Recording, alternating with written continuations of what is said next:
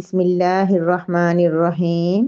انا بے شک، الذین وہ لوگ جو یکفرون انکار کرتے ہیں، بی آیاتی آیات کا، اللہ کی، واو اور یقتلون وہ قتل کرتے ہیں، النبیین نبیوں کو، بغیر بغیر حق کے، واو اور یقتلون وہ قتل کرتے ہیں، الذین ان لوگوں کو جو یأمرون حکم دیتے ہیں، بالقسط انصاف کا، من الناس لوگوں میں سے، فبشر آپ خوشخبری سنا دیجئے، ہم انہیں، بعذاب عذاب کی، علیم دردناک، اولئک یہی ہیں، الذین وہ لوگ جو حبطت ضائع ہو گئے، اعمالہم ان کے اعمال،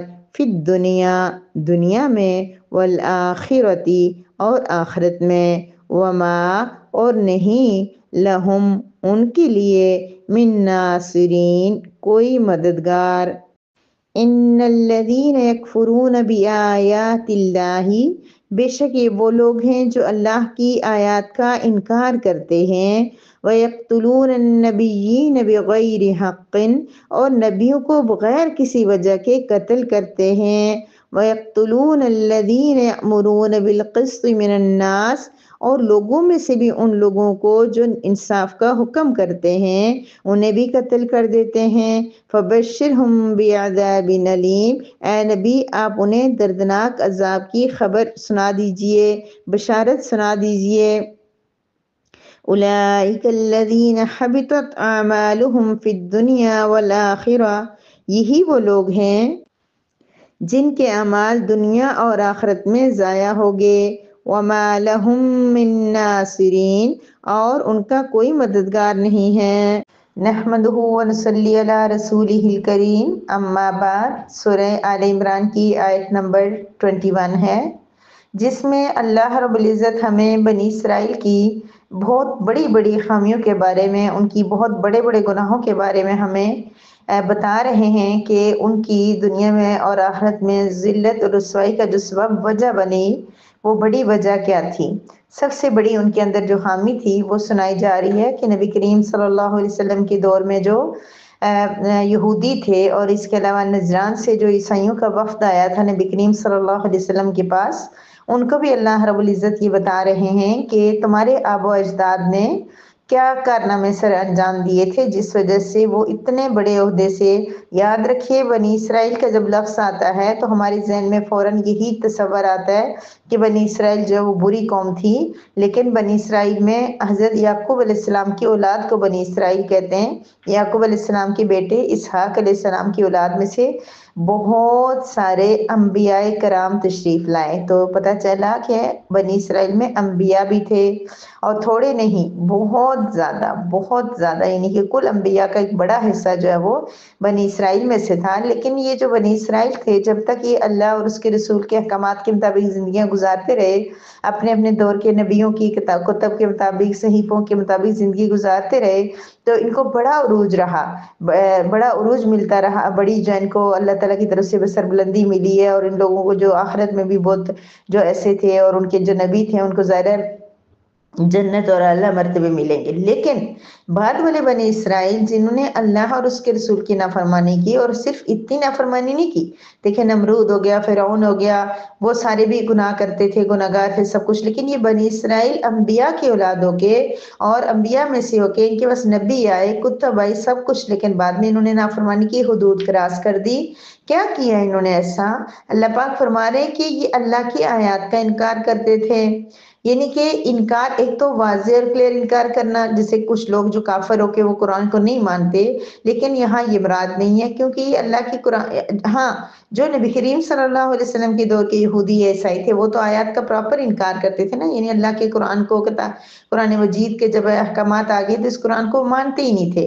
لیکن جو پہلے بنی اسرائیل تھے وہ اپنی تورات، زبور، انجیل کو مانتے تھے، آیات کو بھی مانتے تھے، لیکن ان کے انکار کی یہ صورت تھی جو آج ہم مسلمانوں کی ہے کہ وہ مانتے مانتے تو تھے کہ اللہ کا کلام ہے، ادب بھی کرتے تھے سب کچھ، لیکن وہ انکار کی یہ صورت تھی کہ ان پہ عمل نہیں کرتے تھے۔ یاد رکھیے، ایک چھوٹی سی مثال میں دیتی ہوتی ہوں، ہم ایک بچے سے کہتے ہیں کہ پانی لے کے آؤ، بچہ انکار نہیں کرتا، بچہ کہتا ہے اوکے ٹھیک ہے، لیکن ہمیں پانی لا کر نہیں دیتا، تو پھر کیا یہ انکار نہیں ہے؟ اگر وہ پانی لا کے نہیں دے رہا تو ہم اس کے اوکے کو کیا کریں گے؟ تو یہ بات ہے کہ اللہ رب العزت نے جو قرآن کریم ہمارے پاس بھیجا ہے، ہم اس کا ہرگز انکار نہیں کرتے، اللہ کا کلام ہے، ہم نے اس کے مطابق زندگی گزارنی ہے، اس پہ عمل کرنا ہے، سب کچھ مانتے ہیں ہم، لیکن وہ صرف اوکے والی بات ہے، ہم کہتے ٹھیک ہے یہ ہمارا قرآن ہے، اللہ کی کتاب ہے، اللہ پاک کا کلام ہے، یہ تمام میسیجز اللہ کے ہیں، لیکن ہم مانتے ہی نہیں ہیں ان کو، یعنی کہ اس پہ عمل نہیں کرتے۔ جب وہ کام کریں گے نہیں تو کیا کریں گے اللہ پاک؟ مطلب کیا فائدہ کہ ہمارے صرف اس ماننے کا، ماننا بھی عقیدہ ہے، عقیدہ بہت ضروری ہوتا ہے، لیکن ماننے کا مقصد کیا ہے کہ ہم نے اپنی زندگی اس کے مطابق گزارنی ہے، اور زندگی گزارنے کا پہلا سٹیپ یہ ہے کہ ہمیں پتہ تو چلے اللہ پاک ہم سے کیا کہہ رہے ہیں۔ میری پیاری بہنوں، اللہ رب العزت کا لاکھ لاکھ کرم، شکر اور احسان کہ جس نے ہمیں رب کریم کے کلام کے ساتھ جوڑا۔ میری اور آپ کی کیا حیثیت کہ ہم کے رب کے کلام کو سمجھتے، میں کہاں پڑھاتی اور پڑھتی، لیکن یہ رب کا احسان ہے کہ اس نے ہمیں اپنے کلام کے لیے چن کے یہاں اکٹھے ایک محفل کے اندر بٹھایا۔ اب یہ دیکھتے ہیں کہ ہم کتنا اس سے سیراب ہوتے ہیں، ہم کتنا اس سے فائدہ اٹھاتے ہیں، کتنا ہم اس کو سمجھنے کی کوشش کرتے ہیں، کتنا ہم اس پہ عمل کرتے ہیں، لیکن ہم نے پہلا سٹیپ اٹھا دیا کہ ہم نے یہ نیتیں کر لی، ہم نے یہ ارادہ کر لیا کہ ہم اپنے اللہ رب العزت کے کلام کو، اللہ کے میسج کو، جو ہم نے پیدا ہوتے ہی اپنے گھروں میں دیکھ لیا، جو ہم میں سے ہر ایک کے گھر میں موجود ہے، اس میسج کو جانے تو صحیح کہ اللہ پاک اس میسج میں ہمیں کیا بتا رہے ہیں۔ تو میری پیاری بہنوں، اللہ کا لاکھ لاکھ شکر کہ ہم نے یہ پہلا قدم اٹھا دیا۔ اب اللہ پاک ہی ہمیں سنانے کی توفیق دیں، سمجھنے کی توفیق دیں، سمجھانے کی توفیق دیں، اور آپ میری پیاری پیاری بہنوں کو جن کے اندر تڑپ تھی، فکر تھی، تو وہ اس کلام کے ساتھ جڑے ہیں، تو اللہ پاک ان کو فہم عطا فرمائے، سمجھ عطا فرمائے، اور ان کی برکت سے اللہ پاک ہم سب کے گناہوں کو معاف کر دے۔ تو فرمایا اللہ پاک نے اس آیت مبارکہ کے اندر کہ وہ آیات کا انکار کرتے ہیں، تو آج کے بعد ہم نے انکار تو ہم نہیں کرتے تھے، لیکن آج کے بعد ہم نے اس کو ماننا بھی ہے، اور اس قرآن کو جاننا بھی ہے، آیات کو جاننا بھی ہے۔ اللہ پاک کیا کہہ رہے ہیں؟ نئی بہنیں آئی ہیں، وہ سمجھ رہی ہوں گی پتہ نہیں کون سا تفسیر کا گروپ ہے جس میں سب ہمیں ایڈ کیے جا رہے ہیں، تو یہ تفسیر نہیں ہے، ہم صرف جاننا چاہتے ہیں کہ رب کریم اس آیت میں ہم سے کیا کہہ رہے ہیں۔ وہ انشاءاللہ اللہ پاک، مجھے نہیں کچھ آتا لیکن اللہ پاک زبان سے نکلوائیں گے کہ مفہوم آیت کلیئر ہوگا، جب نہیں مفہوم کلیئر ہوگا تو آپ مجھ سے پوچھیں گے۔ تو اس آیت میں اللہ پاک بتا رہے کہ وہ یہود و نصارہ کیا کرتے تھے؟ اللہ کی آیات کا انکار کرتے تھے۔ دوسرا بڑا جرم ان کا کیا تھا؟ بہت بڑا جرم، وَيَقْتُلُونَ النَّبِيِّينَ بِغَيْرِ حَقٍّ، بغیر کسی وجہ کے، بغیر ریزن کے۔ بغیر ریزن کی کیا ریزن کیا ہوتی ہے؟ کوئی کسی کو قتل کرے تو بدلے میں قتل کرنا، یہ ایک ریزن ہوتی ہے۔ قصاص، بہت ساری چیزیں، مرتد کو قتل کیا جاتا ہے، لیکن انبیاء کو قتل کرنے کی ریزن تو ہو ہی نہیں سکتی، تو بغیر کسی وجہ کے، بغیر حق کے انبیاء کو قتل کرتے تھے۔ جرم بہت بڑا ہے میری پیاری بہنوں، بہت بڑا جرم ہے، لیکن یہود و نصارہ چلے گئے اللہ جی کے پاس۔ اب اللہ جانے اور ان کے جو ہے نا انہوں نے کیا ان کو سزا دینی ہے۔ اللہ پاک قرآن میں بار بار ہمیں ان کی سزائیں بھی بتاتے ہیں، ان کے دیے ہوئے عذاب بھی بتائیں گے، لیکن ہم نے کیا کرنا ہے؟ ہم نے اب یہاں بیٹھ کے یہ رونا نہیں رونا، وہ تو گزر گئے، اب ان کو ہم اصلاح تو نہیں کر سکتے، ان کی جو نصیب میں تھا ان کو مل گیا۔ رونا یہ رونا ہے کہ کہیں ہمارے اندر یہ چیزیں نہ آ جائیں، ہم اللہ نہ کرے انبیاء کو قتل کرنے والے تو نہیں ہوں گے، لیکن ہم اپنے انبیاء کی تعلیمات کے مطابق زندگی تو گزارنے والے ہوں۔ ہمارا یہی عمل کافی ہوگا اگر یہاں ہم اللہ اپنے نبی کریم صلی اللہ علیہ وسلم کی احادیث کا نظر انداز کرتے ہیں تو یہ بھی بہت بڑا گناہ ہے، ٹھیک ہے، ہمارے لیول کا یہ بڑا گناہ ہے، بنی اسرائیل کا وہ بڑا گناہ تھا، لیکن ہمارا یہ ہے کہ ہم نے انبیاء کے طریقوں پہ چلنا ہے، ان کے طریقوں کے مطابق زندگی گزارنی ہے۔ تو بہرحال وہ کیا کرتے تھے؟ نبیوں کو قتل کرتے تھے۔ تو بنی اسرائیل نے ایک وقت میں 43 पैगंबर्स को, अल्लाह के नबियों को कत्ल कर डाला। अच्छा, उस वक्त ऐसा नहीं होता था हमारे पास आका दो जहां आए और उसके बाद क़यामत तक कोई नबी नहीं आएगा। उस वक्त ये होता था कि बाज़ औक़ात एक ही इलाके के अंदर, एक गांव और एक मोहल्ले के अंदर 2-2 3-3 4-4 नबी होते थे। एक दौर के अंदर पूरी दुनिया में 180 नबी होते थे। तो ये था अल्लाह पाक की तरफ से इतनी मेहनत, अल्लाह की तरफ से इतने अंबिया का भेजना, और फिर इन लोगों का ये रद्द अमल था। हमारे पास नबी तो एक थे, लेकिन काम जरा बड़े करके गए हैं। अल्लाह पाक ने ऐसा इंतजाम फरमाया है कि हमारे नबी की एक एक बात हम तक पहुंच गई है।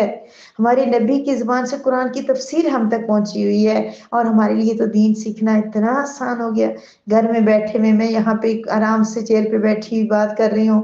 कल परसों तक आप लोग ये मेरी बात कहाँ कहाँ आप लोग सुनेंगे। पाकिस्तान के कोने कोने में अल्हम्दुलिल्लाह मेरी बहनें मेरे साथ जुड़ गई हैं, तो वो अपने घर में बैठ के किचन में काम करते हुए, खाना बनाते हुए, हाँ अदब का तकाजा है कि बैठ के सुने रब का कलाम, लेकिन अगर नहीं सुन सकते ना, तो ना सुनने से बेहतर ये है कि कुछ काम करते हुए सुन लें। ठीक है, सुने, कान वहां लगा ले, हाथों से काम कर लें। तो बहरहाल वो क्या करते, उन्होंने कत्ल कर डाला 43 मैसेंजर्स को।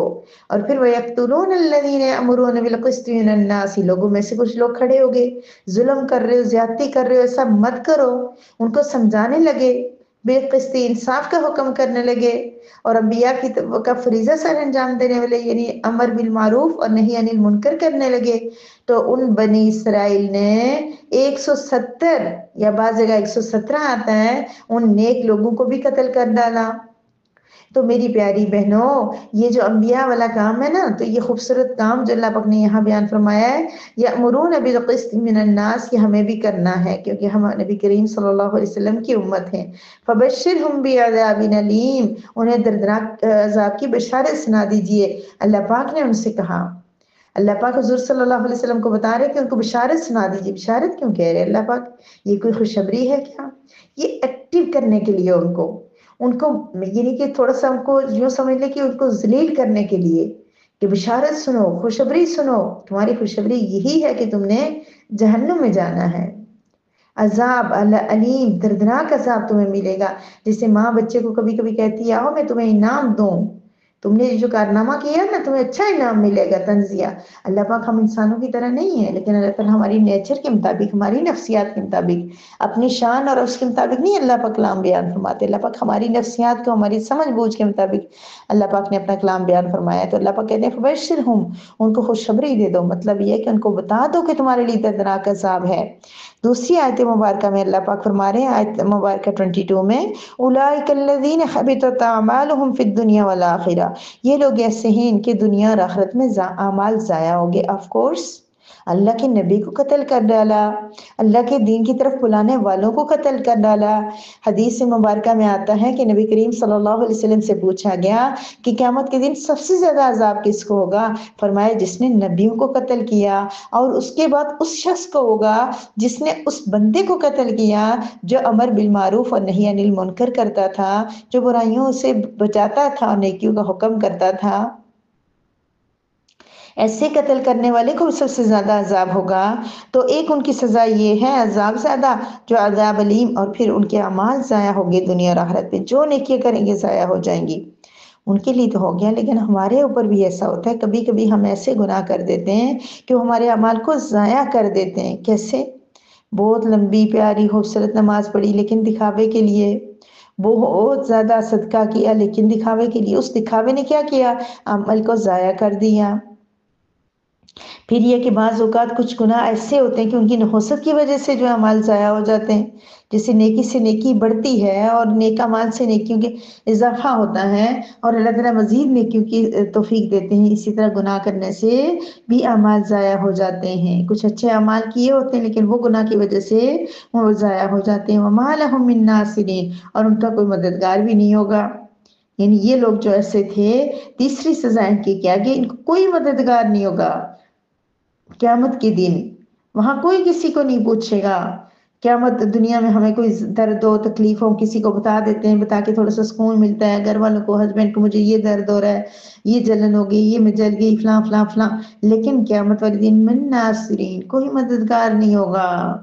وہاں ہر بندہ اپنے غم میں پڑا ہوگا، ہر اپنی پریشانی میں پڑا ہوگا، نفسی نفسی نفسی کا عالم ہوگا، ہر بندہ کہے گا میری جان، میں ماں بیٹی کو بھول جائے گی، بیٹی ماں کو۔ اس لمحے کے لیے ہمیں تیاری کرنی چاہیے یا نہیں؟ جب کوئی کسی کے کام نہیں آئے گا، ہر بندہ اپنی فکر میں پڑ جائے گا، تو ہمارے پاس ابھی وقت ہے میری پیاری بہنوں، ابھی سے ہم نے اس کے لیے تیاری کرنی ہے۔ اللہ پاک اسی لیے اتنے پیارے کلام قرآن کریم کے اندر اتنی بڑی بڑی آیات بیان فرما کے یہ بتا رہے کہ بنی اسرائیل نے یہ کیا یہ کیا۔ اللہ پاک ہمیں کہانیاں نہیں سنا رہے کہ ہم بیٹھ کے وقت گزارے ہیں، اللہ پاک اس لیے سنا رہے ہیں کہ تم لوگ اپنے آپ کو بچانا ان تمام برے اعمال سے جو بنی اسرائیل کر کے جہنم واصل ہوئے۔ اللہ رب العزت سے ہم دعا بھی کرتے ہیں کہ اللہ پاک ہمیں ان تمام گناہوں سے بچنے کی توفیق عطا فرمائے۔ ان کا عشر اشیر، ان کا چوتھا 10واں حصہ، 100واں حصہ ذرا برابر بھی ہمارے اندر نہ آئے، کیونکہ ہم دعا بھی تو کرتے ہیں اللہ پاک سے غیر المغضوب علیہم ولا الضالین، اللہ ان میں سے نہ بنانا۔ یہ دعا آپ کو پتہ ہوگا کہ یہ کس کے لیے؟ یہود و نصارہ کے بارے میں اللہ پاک فرما رہے کہ کہو کہ ان میں سے نہ بنانا۔ تو ہم اللہ پاک سے دعا کرتے ہیں اس پیارے کلام کی برکت سے کہ اللہ رب العزت آپ کو اور مجھے، ہم سب کو، کوئی ایسی یہاں اس آیت مبارکہ کے اندر یا پورے قرآن کے اندر کوئی ایسی حسنت جو بنی اسرائیل کے اندر تھی جس کی وجہ سے انہوں نے رب کریم کو ناراض کر دیا، رب کریم ہمیں ان گناہوں سے بچا دیجئے۔ ہم نے کوشش کر لی ہے، ہم نے نیتیں اور ارادے کر لیے ہیں، اب آپ ہمیں بچا دیجئے ان گناہوں سے، ہم کوشش کریں گے، بچائیے آپ۔ وآخر دعوانا الحمدللہ رب العالمین۔